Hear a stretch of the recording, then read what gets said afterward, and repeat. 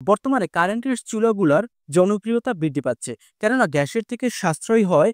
প্রায় অধিকাংশ মানুষই এই কারেন্টের চুলাগুলো ব্যবহার করতেছে, কিন্তু এই কারেন্টের চুলো দীর্ঘদিন ব্যবহারের ফলে সামান্য কিছু সমস্যা দেখা দেয়, যেগুলো আমরা ঘরে বসে ইজিলি সারতে পারি। কিন্তু যদি এই বিষয়ের জন্য আপনার মেকারের কাছে যান, তাহলে আপনার ভালো টাকা লস হবে। আজকের ভিডিওতে আমি আপনাদের দেখাবো কিভাবে আপনারা নিজেই ঘরে বসে এই কারেন্টের চুলোগুলো যদি নষ্ট হয় তাহলে সারাই করবেন। এখানে আমি একটা চুলা নিয়েছি। এই চুলাটা মূলত অন হয়। অন হওয়ার পর কিছুক্ষণ পর শব্দ করে, চুলাটা আবার সাথে সাথে বন্ধ হয়ে যায়। মূলত এটা দুই ধরনের কারণে হয়ে থাকে, সার্কিট প্রবলেম অথবা পিছনে যে ফ্যানটা আছে এই ফ্যানে ময়লা পরে আটকে যায়, এই জন্য ভালোভাবে বাতাস প্রবেশ করতে পারে না এবং চুলাটা গরম হয়ে যায়, এই জন্য চুলাটার সেন্সরে অটোমেটিক বন্ধ করে দেয়। তো এখন আমরা চুলাটা খুলবো, খুলে চেক করব যে আসলে কোথায় সমস্যা। তো চুলাটা যখন খুলতে হবে অবশ্যই মিট জায়গায় খুলতে হবে, না হয়তো পিছনের যে গ্লাসটা আছে ভেঙে যেতে পারে। আমি একটা টেবিল নিচ্ছি, আপনারাও যখন খুলবেন এভাবে টেবিলের উপর করে খুলবেন। চারপাশে নাটগুলো খোলার পর আস্তে করে এইটা উঠিয়ে পাশে রেখে দিবেন এবং গ্লাসটা এখানে সুরক্ষিত জায়গায় রাখবেন, যেন গ্লাসের উপর কোনো প্রভাব না পড়ে, চাপ না পড়ে। এখানে অবশ্যই আমাদের সতর্কভাবে কাজ করতে হবে, কারণ একটা গ্লাস যদি ভেঙে যায় তাহলে অনেক টাকার ঘাটতি পড়ে যাবে। তো আমরা গ্লাসটা সুরক্ষিত জায়গায় রাখলাম এবং এখন এই চুলাটার সমস্যা, এটার ভিতর আমি চেক করব কি কি সমস্যা। প্রথমে এখানে বাটনের যে সার্কিটগুলো সেটা আমরা খুলে নেব। এটার কুলিং ফ্যানটা হচ্ছে সার্কিটটার নিচে, তো ফ্যানটা আমাদের চেক করতে হবে, এই জন্য আমরা এই সার্কিটটা আগে খুলবো। তো সার্কিটের পাশে যে কয়টা নাট আছে এগুলো আস্তে আস্তে করে খুলে নিতে হবে। তো আমি সার্কিটটা খুলে নিলাম। খোলার পর কিন্তু এখানে দেখুন কতটা ময়লা পড়ে আছে। তো আমরা আগে ময়লা পরিষ্কার করে চেক করে দেখব যে আসলে চুলাটা ঠিক হয় কিনা, তারপর আমরা সার্কিটের সমস্যা আছে নাকি সেটা ঠিক করব। তো এখন আমাদের নিচ থেকে এই ফ্যানটা খুলতে হবে, কারণ ফ্যানের উপরে অনেক ময়লা পড়ে আছে। মূলত দীর্ঘদিন ব্যবহারের ফলে এই সমস্যাটা দেখা দেয়, কারণ এখান থেকে তো বাতাস নেয়, বাতাসের সাথে অবশ্যই ময়লা যায়। তো এই ময়লাগুলো আমাদের পরিষ্কার করতে হবে। তো দেখুন ফ্যানের সাথেও কি পরিমাণ ময়লা, এত পরিমাণ ময়লা, এই জন্য দেখুন ছিদ্রগুলো আটকে গেছে, ভালোভাবে বাতাস প্রবেশ করতে পারে না এখান থেকে। এগুলো পরিষ্কার করার জন্য একটা ব্রাশ ব্যবহার করবেন। তো আমি 10 টাকা মূল্যের একটি ব্রাশ ব্যবহার করছিলাম, কারণ এই ব্রাশগুলো শক্ত, এই জন্য ভালোভাবে মোছা যায়।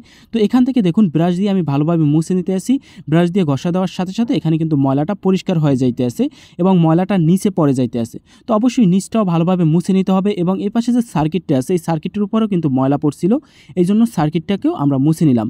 এখন এই যে ফ্যানটারও চারপাশটা মুছে নিব, কারণ এই ময়লার জন্য ফ্যানটা ভালোভাবে ঘুরতে পারতে আসে না।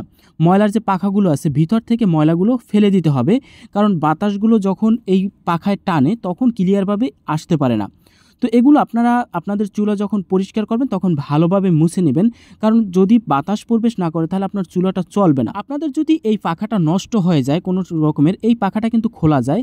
এগুলো মাত্র 100 টাকা কি 150 টাকার ভিতর বাজারে পাওয়া যায়। যদি পাখা নষ্ট হয়ে যায় আপনারা আলাদাভাবে পাখা নিয়ে আসবেন। এছাড়াও এই সার্কিটটাও কিন্তু খোলা যায়, যদি সার্কিট নষ্ট হয়ে যায় সার্কিটটাও আপনারা 200 টাকার মধ্যে পেয়ে যাবেন। এছাড়াও বড় সার্কিটটাও আপনারা বাজারে এগুলো খুচরাভাবে পাওয়া যায়। যেটা নষ্ট হয়ে যাবে সেটা খুলে নিয়ে যাবেন বাজারে এবং বাজার থেকে মিলিয়ে নিয়ে আসবেন।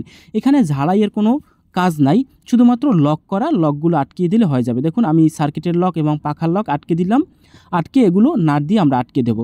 তো আপনাদের যদি পাখা অথবা সার্কিট নষ্ট হয় সেই সার্কিটটা এখান থেকে খুলে নিয়ে যাবেন। এই চুলার ভিতর গুরুত্বপূর্ণ জিনিসই মাত্র 3টা। পাখা যদি না ঘোরে তাহলে তো আপনি বুঝতেই পারবেন, এবং কিবোর্ডে যদি কাজ না করে তাহলে উপরের এই কিবোর্ডের বাটনটা পরিবর্তন করবেন, এবং চুলাটা যদি একেবারেই অন না হয় তাহলে নিচের সার্কিটটা পরিবর্তন করবেন।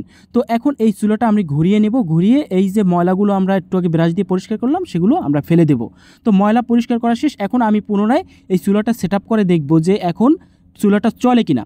যদি চুলাটা না চলে তাহলে আমরা পুনরায় মূল যে সার্কিটটা আছে সেটা আমরা চেক দেব। তো এখানে আমরা এই যে বাটনের যে সার্কিটটা এটা আমরা আটকে দেব, আটকিয়ে তারপর চেক করব। যদি এখানে ভালোভাবে না আটকাই তাহলে কাজ করবে না। তো আমি এই বাটনটা আটকিয়ে দিলাম। তো আটকাবার পর এটা আমি লাইন দিয়ে চেক করব। তো নাট আটকানো শেষ, এখন আমি লাইন দিয়ে চেক করব যে এটা আসলে কাজ করে কিনা। তো লাইন দিয়ে দিলাম, অবশ্যই এখানে সাবধানে লাইন দিতে হবে। তারপর টিস্টর দিয়ে উপরে আমি সুইচটার উপরে চেক করব যে চলে কিনা। হ্যাঁ, ওপেন হয়ে গেছে। তাহলে মূলত এই যে ময়লা ভরা ছিল এই ময়লার কারণে এই চুলাটা চলে নাই, আমরা বুঝতে পারছি। কারণ এই ময়লার কারণে এটার ভিতর বাতাস যায় না, এই জন্য হট হয়ে গেছে এবং চুলাটা অটোমেটিক সেন্সরে বন্ধ করে দিছে। তো এখন চুলাটা দেখুন ক্লিয়ারভাবে চলতে আছে, তাহলে আমার চুলাটা ঠিক আছে, কোনো সার্কিটে প্রবলেম নাই। এখন চুলাটা একইভাবে আমরা ঘুরিয়ে আটকিয়ে নেব নাটগুলো, যেভাবে আমরা নাটগুলো খুলছিলাম একইভাবে নাটগুলো আমরা এখানে আটকিয়ে দেব। অবশ্যই এই চুলাটা যখন আপনারা খুলবেন এবং যখন লাইন দিবেন সতর্কভাবে লাইন দিবেন, ওই কিবোর্ডের উপর কখনোই হাত রাখবেন না, তাহলে কিন্তু আপনাকে শর্ট করবে। আপনারা টেস্টর দিয়ে এটাকে যাচাই করবেন। তো আমার চুলা ঠিক করা কমপ্লিট। দেখুন সিম্পল একটু কাজের জন্য কাস্টমার আমার কাছে এই চুলাটা সারাই করার জন্য দিয়ে গেছে। তো এখন এই চুলাগুলো আপনারা অবশ্যই পরিষ্কারভাবে ব্যবহার করবেন। নিচে যে পাখাটা আছে এমন জায়গায় রাখবেন পাখাটায় যেন ভালোভাবে বাতাস নিতে পারে। মনে রাখবেন এই পাখাটার কারণেই এই চুলাটা ভালোভাবে চলে। তো এই জন্য পাখাটা এমন পজিশনে রাখবেন এবং চুলাটা উঁচায় রাখবেন যেন বাতাসটা ভিতরে ভালোভাবে যাইতে পারবে এবং বের হইতে পারে। দেখুন লাইন দেওয়ার পর এখন চুলাটা আমি অন করে নিব। হ্যাঁ, অন হয়েছে চুলাটা। তারপর আমি এখন অন করি। দেখুন 2000 ওয়াটে এই চুলাটা চলতেছে। তার মানে এই চুলাটা এখন টোটালটাই কমপ্লিট। উপরে দেখুন গরম হয়ে যাইতেছে, চুলাটা লাল দেখা যাচ্ছে। এছাড়াও কিছু কিছু কারেন্টের চুলো আছে যেগুলো গ্লাস ভেঙে গেলে এই গ্লাসগুলো পাওয়া যায় না। তো এই জন্য এই কারেন্টের চুলো ক্রয় করার আগে আমাদের কিছু জিনিস দেখে তারপর কিনতে হবে।